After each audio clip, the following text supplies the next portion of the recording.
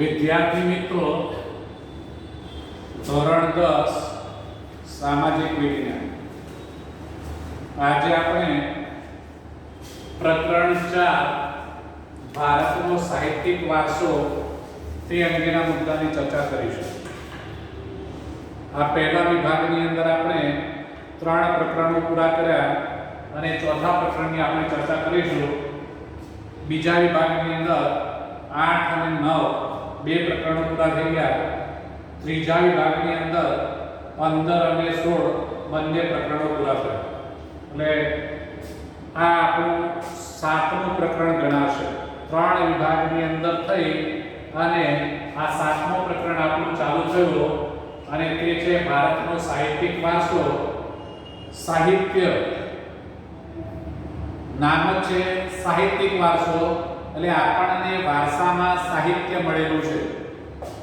આપણે જે ઇતિહાસ, ગુજરાતી એવા જે વિષયો આપણે ભણીએ છીએ, વાંચીએ છીએ, જાણીએ છીએ, તો એ આપણું સાહિત્ય છે. તો ભારતનું સાહિત્ય કયું છે, બરાબર છે? એની ચર્ચા હવે આપણે આ પ્રાસ્તાવિકની અંદર કરીશું. આપણે જાણીએ છીએ તે પ્રમાણે પ્રાસ્તાવિકની અંદર પ્રકરણમાં કયા મુદ્દાઓની ચર્ચા કરવાની છે એનો ટૂંક સાર આપેલો હોય છે. તો માનવીએ પોતાના વિચારો, ભાવો, લાગણીઓ અને ઉર્મિઓ વગેરેને અન્ય માનવી કે પ્રાણીઓ સુધી પહોંચાડવા માટે કેટલાક હાવભાવ, સંકેતો કે ચિત્રોનો આશરો લીધો અને કેટલાક ધ્વનિઓ કર્યા કે એમાંથી બોલી અને લિપિનો ઉદ્ભવ થયો. લિપિ એટલે ભાષા. આ લિપિએ ભાષાના ઘડતરમાં મોટો ફાળો આપ્યો છે. તો આપણે જુદી જુદી ભાષાઓ બોલીએ છીએ, એ ભાષાઓનું જે ઘડતર થયેલું છે, આપણે ભાષાઓ શીખ્યા છીએ, એમાં લિપિ મહત્વની છે. એટલે આપણે પહેલા જ કીધું, લિપિ એટલે ભાષા.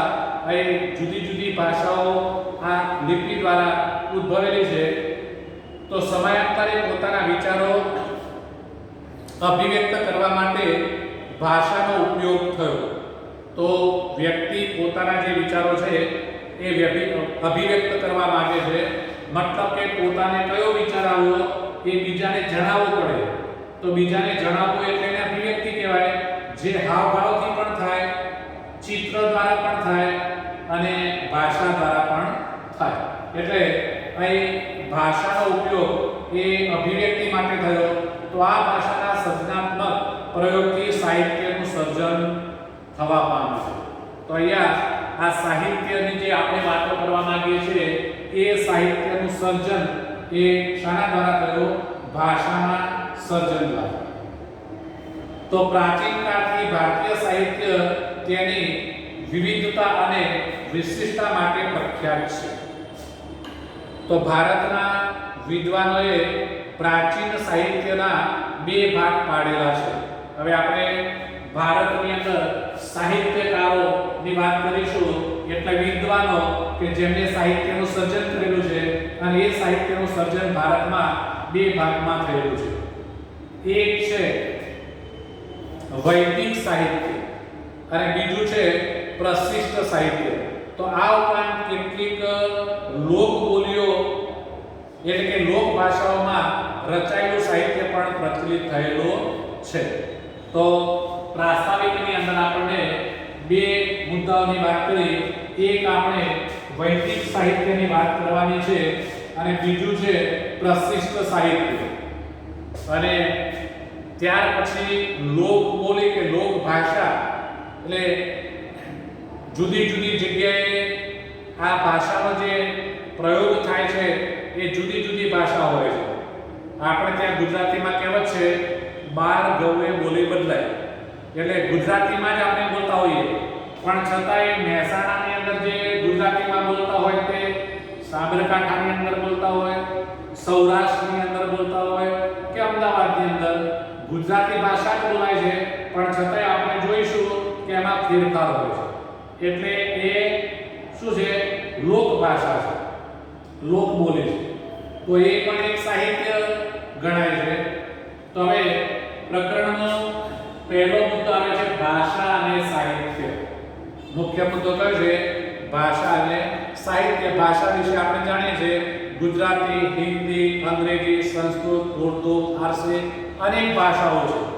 તો એ ભાષા છે અને એનો સાહિત્ય સાથે સંબંધ છે. તો ભારતના ઇતિહાસમાં આપણે અનેક એક નજર નાખીએ તો સદીઓથી વિવિધ ભાષાઓનો ઉદ્ભવ થયેલો જોવા મળે છે. આ શબ્દ કે ભારતની અંદર આપણને આ હું જે બોલી ગયો એ પ્રમાણે જુદી જુદી ભાષાઓ લગભગ 2000 કરતા પણ વધુ ભાષાઓ છે એમ કહી શકો. અહીં એ બધી ભાષાઓની વાત કરી નથી પણ છતાંય કહે છે કે આ જુદી જુદી ભાષાઓનો ઉદ્ભવ ભારતના સદીઓથી થયેલો છે.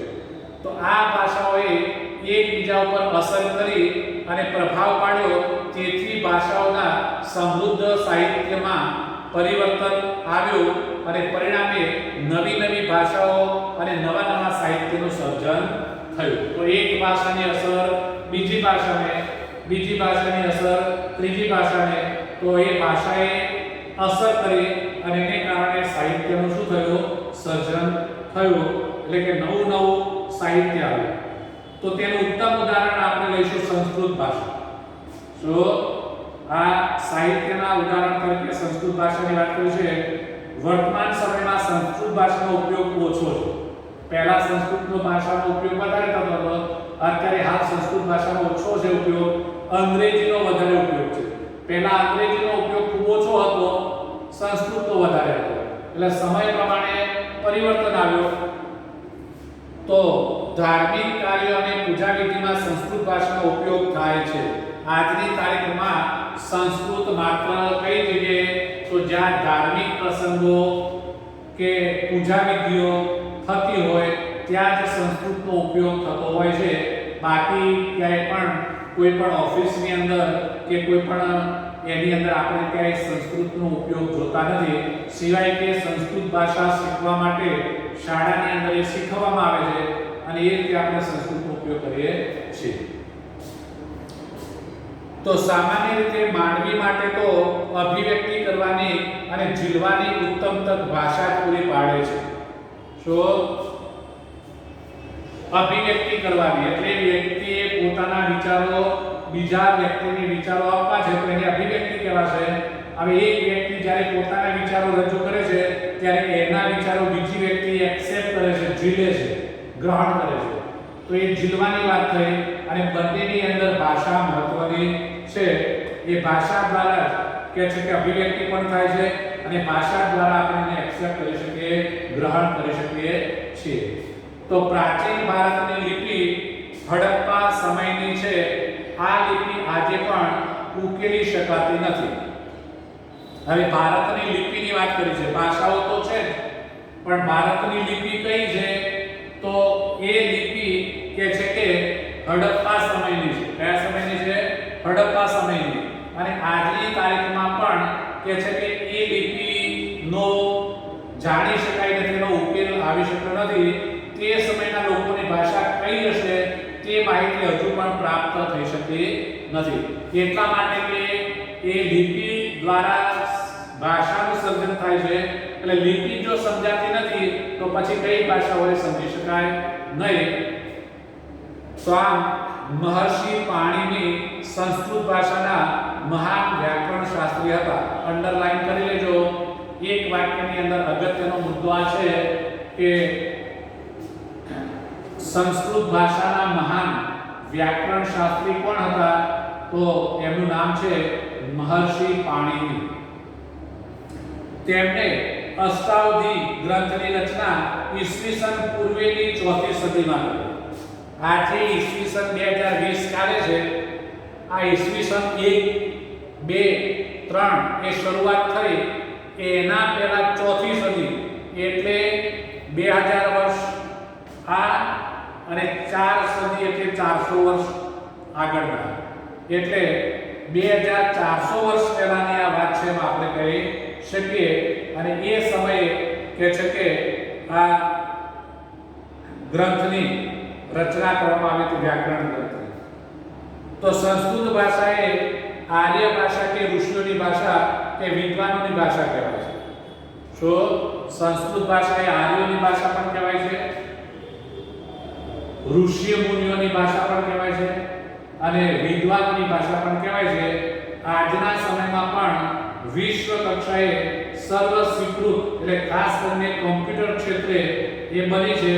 તો સંસ્કૃત ભાષા મુખ્યત્વે ધર્મ, તત્વજ્ઞાન, જ્ઞાન અને વિજ્ઞાનની ભાષા હતી.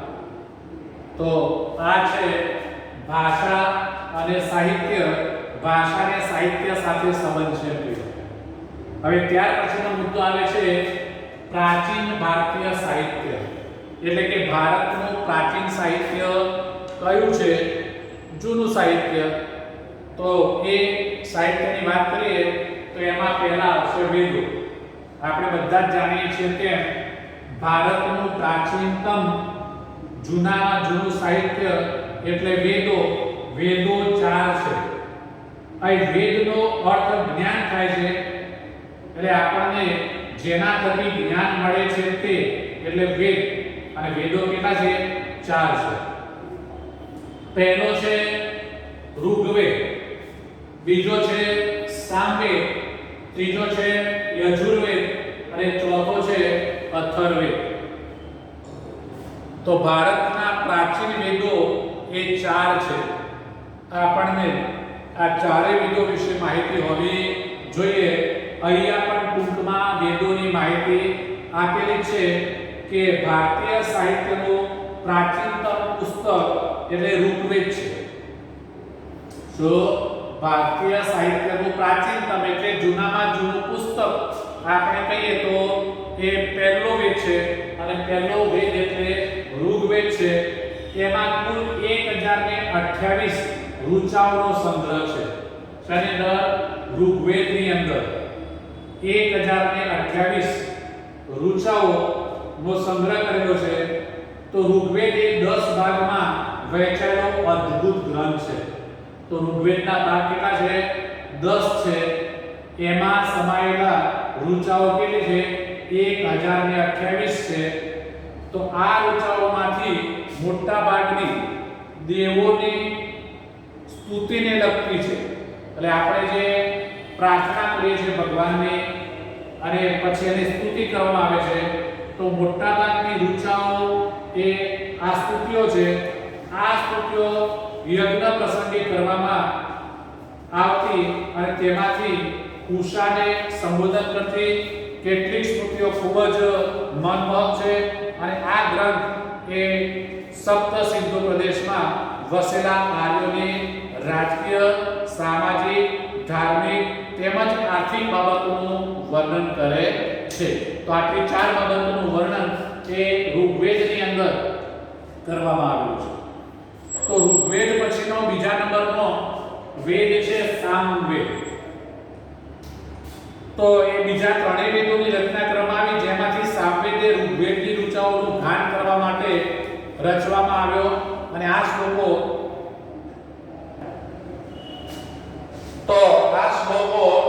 એ રાગ અને લય સાથે ગવાય છે.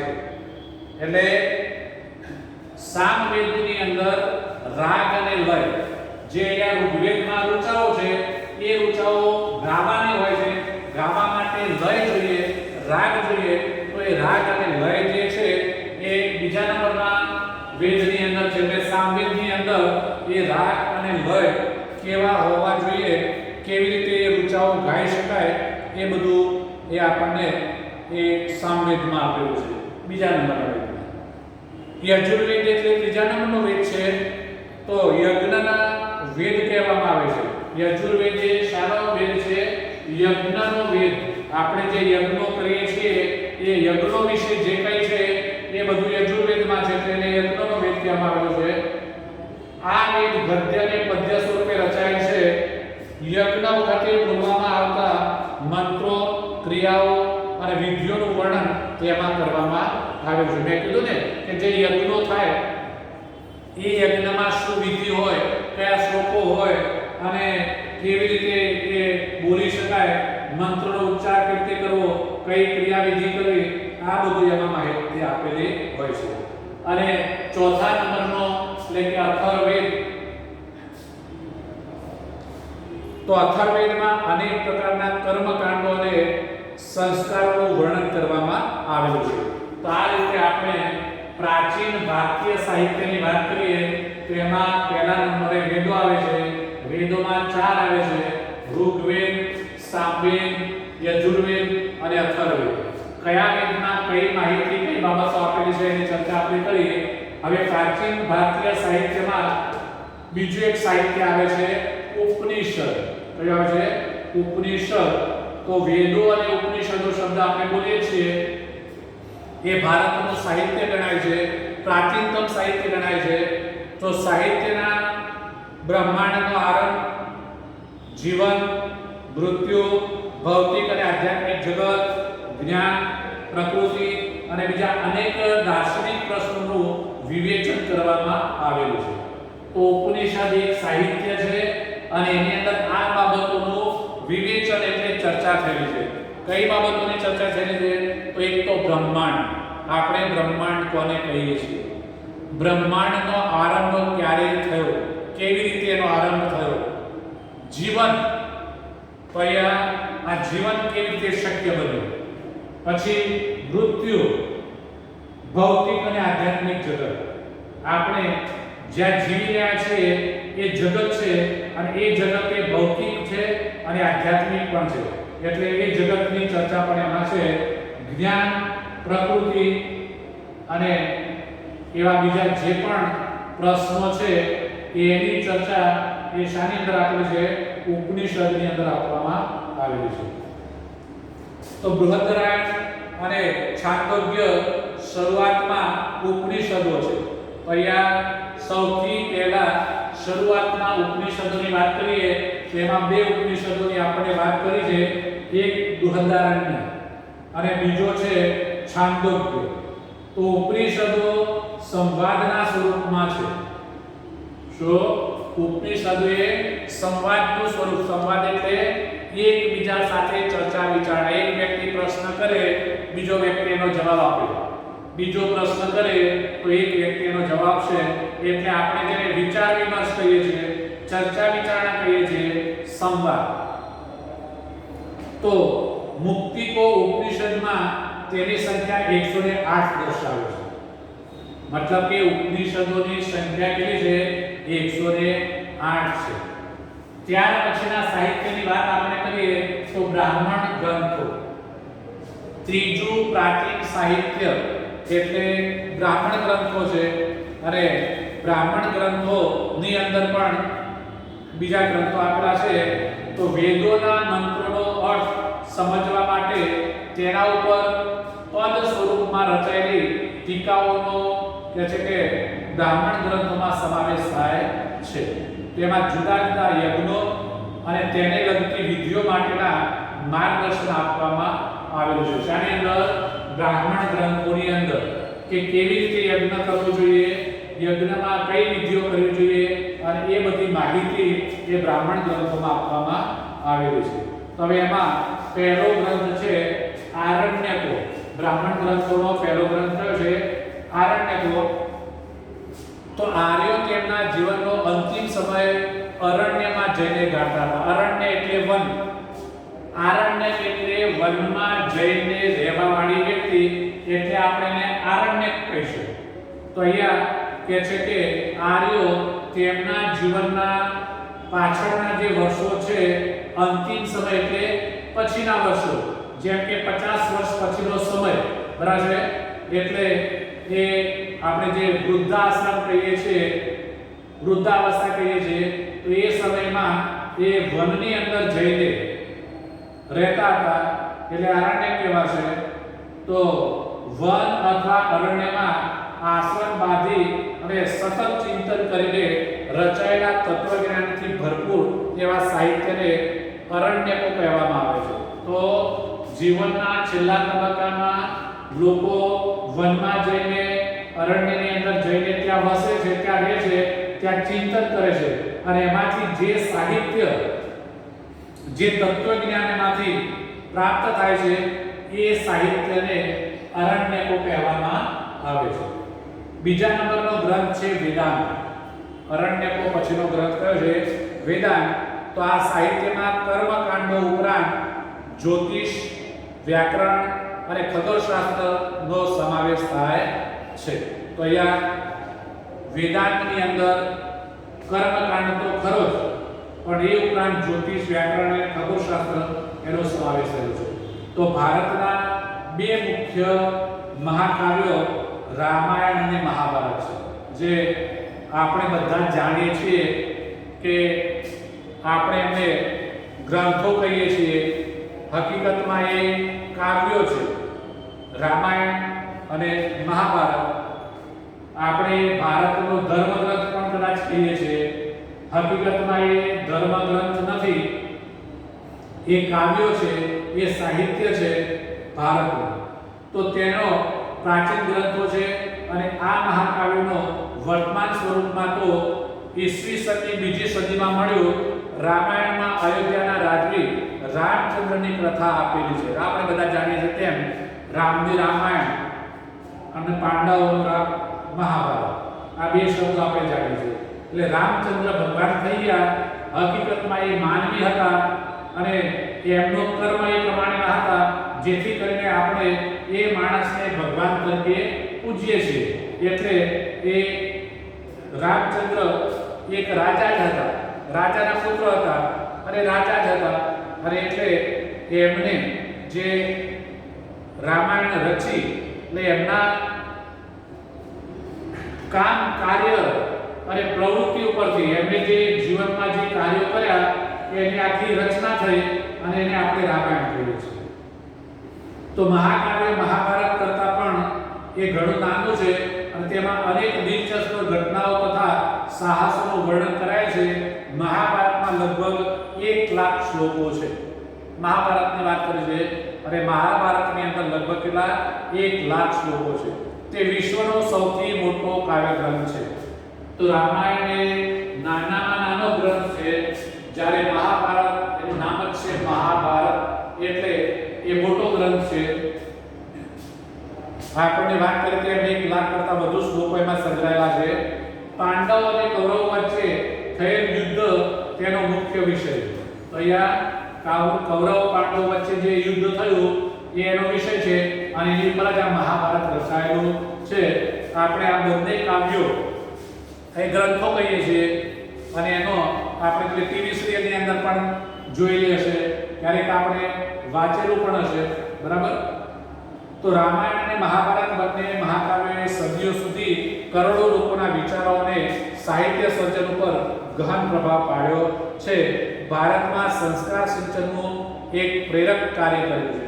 તો ભારતની અંદર લોકોમાં સંસ્કારોનું સિંચન, પેલા બાળકોમાં સંસ્કારોનું સિંચન કરવા માટે આ બે કાવ્ય ગ્રંથો મહત્વના ગણાય છે. તો આ યુગમાં સંસ્કૃત ભાષામાં પુષ્કળ સાહિત્ય રચાયું, જેમાં ધાર્મિક અને લૌકિક એવી બંને પ્રકારની રચનાઓનો સમાવેશ થાય છે. એક છે ધાર્મિક અને બીજી છે લૌકિક, બે પ્રકારની રચનાઓ છે. પુરાણોએ પ્રારંભિક વૈદિક ધર્મને સમજાવવામાં મુખ્ય ભૂમિકા ભજવેલી છે. આ સમયગાળા દરમિયાન અનેક શાસ્ત્રો અને સ્મૃતિ ગ્રંથો પણ લખાયા. તો આ શાસ્ત્રો વિજ્ઞાન અને તત્વજ્ઞાનના ગ્રંથો છે. દાખલા તરીકે કૌટિલ્યનું અર્થશાસ્ત્ર, કે જે વહીવટી વિજ્ઞાનની કૃતિ છે. તો આપણે દેશ કેવી રીતે ચલાવવો, ઘર કેવી રીતે ચલાવવો, એટલે એને આપણે વહીવટ કહીએ છીએ. વહીવટ કેવી રીતે કરવો એ અર્થશાસ્ત્રમાં છે અને એ અર્થશાસ્ત્રના પ્રણેતા કોણ છે? કૌટિલ્ય. એટલે કૌટિલ્યનું અર્થશાસ્ત્ર છે. તો વિવિધ કક્ષાના ગણિત અને અન્ય વિજ્ઞાન સંબંધિત શાસ્ત્ર ગ્રંથો પણ લખાયા. સ્મૃતિ ગ્રંથોમાં ધર્મ દ્વારા અનુમોદિત કર્તવ્યો, રિવાજો અને નિયમો આપવામાં આવ્યા છે. તો પ્રારંભિક બૌદ્ધ સાહિત્ય પાલી ભાષામાં લખાયું. હવે અહીંયા બૌદ્ધ સાહિત્યની વાત કરી છે અને શરૂઆતમાં જે બૌદ્ધ સાહિત્ય લખાયું એ કઈ ભાષામાં? પાલી ભાષામાં. અંડરલાઈન કરી લેજો, આ અગત્યનો મુદ્દો છે. તો જેમાં ધાર્મિક, તો આ સાહિત્ય 3 ભાગોમાં વહેંચાયેલું છે. પાલી ભાષામાં લખાયેલું બૌદ્ધ સાહિત્ય એ 3 ભાગમાં વહેંચાયેલું છે અને તેને ત્રિપિટક ત્રિપિટક તરીકે ઓળખવામાં આવે છે. એટલે બૌદ્ધ ધર્મનો ધર્મગ્રંથ, આપણે કયો શબ્દ લઈએ છે? બૌદ્ધ ધર્મનો ધર્મગ્રંથ કયો? તો કે ત્રિપિટક. આ ત્રિપિટક એટલા માટે કે એના 3 ભાગ પડે છે, જેમાં સુત્ત પિટક એટલે સૂત્ર, વિનય પિટક અને અભિધમ પિટક નો સમાવેશ થાય છે. તો આમ ત્રિપિટક એટલે 3 પિટકો: સુત્ત પિટક, વિનય પિટક, અભિધમ. તો આ ઉપરાંત બૌદ્ધ સાહિત્યમાં અન્ય ગ્રંથોનો પણ સમાવેશ થાય છે. ગુપ્ત યુગને સંસ્કૃત કાવ્ય અને નાટકના વિકાસનો સુવર્ણ યુગ કહેવાયો છે. તો અહીંયા ગુપ્ત યુગ એ સંસ્કૃત કાવ્ય અને નાટકના વિકાસનો સુવર્ણ યુગ છે. આ અંડરલાઈન પણ કરવાની છે કે સંસ્કૃત સાહિત્યનો સુવર્ણ યુગ કયો છે, બરાબર છે? તો એમાં આ અગત્યની બાબત છે. તો આ સમયના મહાન લેખકોમાં કાલિદાસ, ભભૂતિ, ભારવી, ભટ્ટોરી, બાણભટ્ટ, માર્ગ ઇત્યાદિનો સમાવેશ થાય છે. અને આ તમામ ભારતભરમાં પ્રખ્યાત છે. જેમાં કાલિદાસ તો વિશ્વ પ્રસિદ્ધ કવિ છે. આપણે બધા જાણીએ છીએ કાલિદાસને, અને આખા વિશ્વમાં પ્રસિદ્ધ થયેલા છે. પોતાની ઉત્તમ કાવ્ય કલા અને ઉત્કૃષ્ટ નાટ્ય શૈલી કુમારસંભવ, રઘુવંશમ, મેઘદૂતમ, ઋતુસંહાર, અભિજ્ઞાન શાકુંતલ વગેરે કાલિદાસના ગ્રંથો છે. બાણભટ્ટ લેખિત હર્ષચરિત્ર, સમ્રાટ હર્ષવર્ધનનું ચરિત્ર, જીવન ચરિત્ર છે. બાણે કાદંબરીની પણ રચના કરી છે. અને આ સમયના અન્ય પ્રસિદ્ધ ગ્રંથોમાં ભવભૂતિનું ઉત્તર રામચરિત, ભારવીનું કિરાતાર્જુનિયમ, વિશાખાદત્તનું મુદ્રા રાક્ષસ, શુદ્રકનું મૃચ્છકટિક અને દંડીનું દશકુમાર ચરિતનો સમાવેશ થાય છે. આ ગ્રંથોના મુખ્ય વિષયો રાજકીય ઘટનાઓ, પ્રણય પ્રસંગો, રૂપકો, હાસ્ય સંગ્રહો અને તત્વજ્ઞાન વગેરેનો એમાં સમાવેશ થાય છે. આપણે અહીંયા અટકીએ છીએ. આગળનો મુદ્દો નેક્સ્ટ વિડિયો.